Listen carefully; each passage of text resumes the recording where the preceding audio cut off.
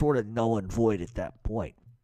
I think getting over it, and listen, I could talk for myself, and this is probably putting myself out there a little bit more, but I'll give you a good example. When I was a kid, I stole something from a store, right? I was with this kid at a fucking, I don't know what it was. It's like a pharmacy little store. I stole a candy bar, sticking them in my pockets. I'm getting away with it. But I got greedy, and I wanted 2 or 3 more. So I'm sticking 2 or 3 more, and I finally get caught. I was not content with one candy bar. I was content with like 20 of the fucking things. And I got busted. And the thing is I don't think I was necessarily scared they were going to call the cops, because they said, we're going to call the police. You know how adults do. We're going to call the cops. You're going to go to the police station. You're fucked. That wasn't it. I was emboldened by that. I thought it was fucking funny because I got over on him. Because she always saw me take 3. She didn't see the other 5 in my pocket. So, all right, I'll take a little pinch here. This is at 10 years old, by the way. I'll take a pinch here for the 2, but you don't know about the other 3. So my mother may beat my ass, but I'm going to have 5 more tonight. I think when your mind doesn't work right like that, then you end up a criminal. I think that I did not have the. Some people call it the fear of God or whatever you want to call it. I don't have that fucking gene. I've never had that gene. I know the difference between right and wrong. I just chose most of my life to do the wrong thing because the wrong thing was fun. The wrong thing was fun. It was fun.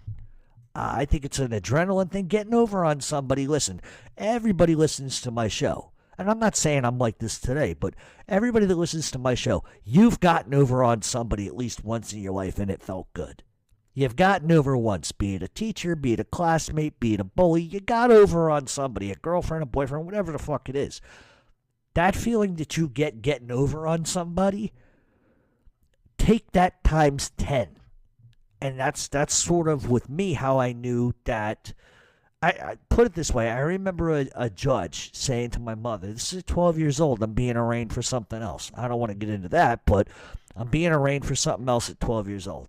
Judge looks at my mother and says, send him to fucking military school. He's going to end up in prison. He's going to kill people. He's going to, whatever. I guess they were trying to say I had anti-authority, personality, whatever the fuck it was. Turns out I was just a dumb young kid who just didn't give a fuck about what adults said.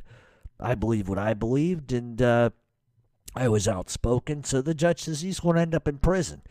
And what's so funny about all of that is that I remember probably a decade ago, my mother saying to me, she said, you never ended up in prison. I was like, yeah, well, the things you don't know about, and that's the whole thing, I